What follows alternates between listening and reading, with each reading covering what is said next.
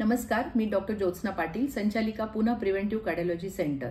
आज 21 जून जागतिक योग दिन सर्वत्रच आनंदाने साजरा केला जातो आणि वेदकाळापासून अस्तित्वात असलेलं योगशास्त्र जे भारतीय वंशातलं आहे आणि त्याला जगत मान्यता मिळणं ही प्रत्येक भारतीयांसाठी खूप अभिमानाची गोष्ट आहे।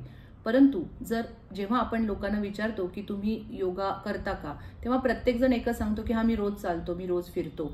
परंतु योगाचे स्नातक हे खूप कमी आहेत आणि माझी अपेक्षा आहे की ते जास्त होणं गरजेचं आहे।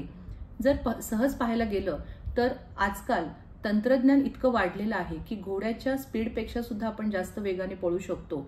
मानवी मेंदूच्या आवाक्याच्या बाहेरचे आकडे सुद्धा आपण कॉम्प्युटरच्या सहाय्याने, कॅल्क्युलेटरच्या सहाय्याने आपण सहज कॅल्क्युलेट करतो आणि कुठली तरी गोष्ट अचीव करण्यासाठी आपण सतत पळत आहोत आणि अचीव केलेली गोष्ट ही टिकवणं किंवा ती कॉन्स्टंट राहण्यासाठी पुन्हा आपण धावतो आणि ह्या दुष्ट चक्रामधूनच निर्मिती होते, ती म्हणजे सायकोसोमॅटिक डिसऑर्डर्सची। कुठलाही व्याधी जर आपण घेतला तर त्या व्याधीची निर्मिती ही जशी शारीरिक बिघाड होतो पण त्यालाच मानसिकता पण ही तितकीच कारणीभूत घटक असते आणि याच ठिकाणी अष्टांग योग हा खूप महत्त्वाचा आहे। पुन्हा प्रिव्हेंटिव्ह कार्डिओलॉजी सेंटरमध्ये बरेचसे पेशंट्स असे येतात की ज्यांच्यामध्ये एंजिओप्लास्टी बायपास झालेली आहे किंवा पुन्हा ब्लॉक डेव्हलप झालेत, पुन्हा अंजायना डेव्हलप झालाय। बरेच पेशंट काही वेळा या सर्जरीसाठी फिट नाहीयेत किंवा काही वेळा डायबेटिक हायपरटेन्शनचे कॉम्प्लिकेशन घेऊन पेशंट येतात आणि अशा प्रत्येक पेशंटसाठी एक प्रिव्हेंटिव्ह प्रोग्राम राबवला जातो आणि त्यामध्येच महत्त्वाची बाब असते ती म्हणजे योग। एक्झॅक्टली ह्या अष्टांग योगाचा आपल्या मानवी जीवनातलं महत्त्व खूप आहे। अगदी सुरुवात होती ती म्हणजे यम नियमांनी, जसं अहिंसा, सत्य, अस्तेय, अपरिग्रह आणि ब्रह्मचर्य। जसं कायिक वाचिक मानसिक अहिंसा करू नका, सत्य नेहमी खरं बोला कारण खोटं बोलण्यासाठी मानसिक ताण जास्त द्यावा लागतो, अपरिग्रह वाजवीपेक्षा जास्त संचय करू नका किंवा दुसऱ्याचा लोभ करू नका, ब्रह्मचर्य ब्रह्मासारखं सात्विक आचरण किंवा व्यभिचार नको, ही अशी काही यम आहेत की जे स्वतःला बांधलेली एक प्रकारचे स्वतःचे एक नियम आहेत आणि स्वतःला घालून गेलेले एक बांध आहेत। आणि नियमांमध्ये पण शौच, संतोष, तप, स्वाध्याय आणि ईश्वर प्रणिधान। जसं शरीराची स्वच्छता त्याचबरोबर मनाची स्वच्छता पण तितकीच महत्त्वाची आहे। संतोष नेहमी आनंदी राहावा, मौजमध्ये राहावा। तप म्हणजे एखाद्या चांगल्या गोष्टीसाठी सतत सातत्य राहणं म्हणजेच तप। आणि स्वाध्याय दृक श्राव्य स्वाध्याय म्हणजे चांगल्या गोष्टीच्या सानिध्यात जाणं। आणि ईश्वर प्रणिधान म्हणजे या जगामध्ये कुठेतरी एक सुपरनॅचरल पॉवर आहे ती मान्य करणं आणि त्याच्या समोर सरेंडर होणं। ह्या गोष्टींच्यामुळे अल्टिमेटली आपण प्रत्येक माणूस हे मानसिकदृष्ट्या किंवा आपली समाजामध्ये स्वतःला एक नियम घालून देतो किंवा समाजामध्ये वावरताना आपल्याला यम नियमांचा खूप अनुभव येतो। दुसरी गोष्ट असते ती म्हणजे आसना।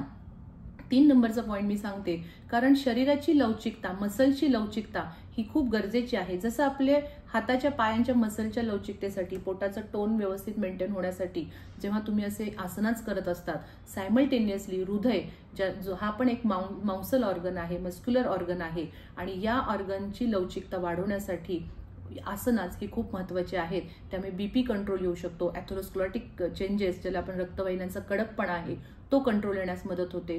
हार्ट फेल्युअरच्या पेशंट्समध्ये योगाचे रेग्युलरिटी तुम्ही योग करत असाल तर त्याचा फायदा हा हार्ट फेल्युअर पेशंटच्या मध्ये खूप चांगल्या पद्धतीने पाहायला मिळतो। दुसरं आहे ते म्हणजे प्राणायाम।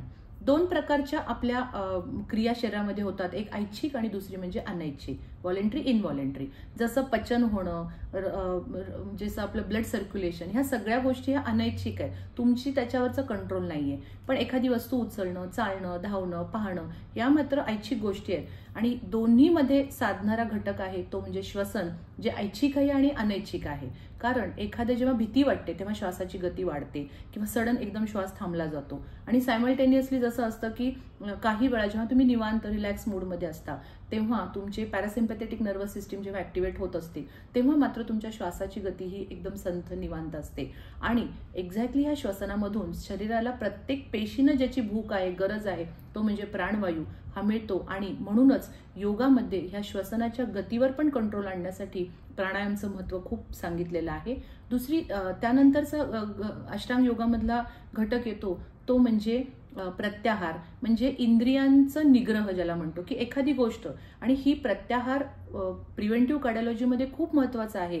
कारण जसं डायबिटीजचा पेशंट आहे की ज्याच्या शरीराला कार्बोहायड्रेट पिष्टमय पदार्थ चालणार नाही, आणि जर अशा वेळी जर तुम्ही त्या पिष्टमय पदार्थ जर सारखे सारखे खाता, जास्त प्रमाणात खाता, त्यावेळी प्रत्याहार खूप महत्वाचा असतो. की इंद्रियांवरचा निग्रह, रोज एक्सरसाइज मी करणार म्हणजे करणार, त्याला दुसरा ऑप्शन नाहीये. हा इंद्रियांचा निग्रह, हा मनावरचा निग्रह म्हणजे प्रत्याहार.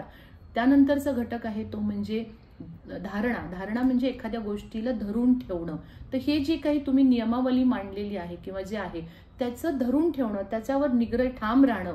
आणि त्यानंतरचा पार्ट येतो तो म्हणजे ध्यान, की एखाद्या गोष्टीवर लक्ष केंद्रित करणं. प्रत्येक मनुष्य जातीचा सगळ्यात शेवटचा घटक असतो की का करताय तुम्ही हे सगळं, तर मनाच्या समाधानासाठी.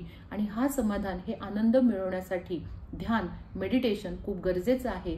कारण जिथे मेडिटेशनची सवय असते त्या ठिकाणी स्ट्रेस मॅनेजमेंट ही आपोआप होते. पण स्ट्रेस मॅनेजमेंट ही फक्त ध्यान करून नाही, तर यम नियमांपासून ही सुरुवात होत आलेली आहे. आणि सगळ्यात शेवटची, ह्या परमोच्च आनंद ज्याला म्हणतो, की हा परमात्म्याशी एकरूप होण्याचा घटक आहे समाधी.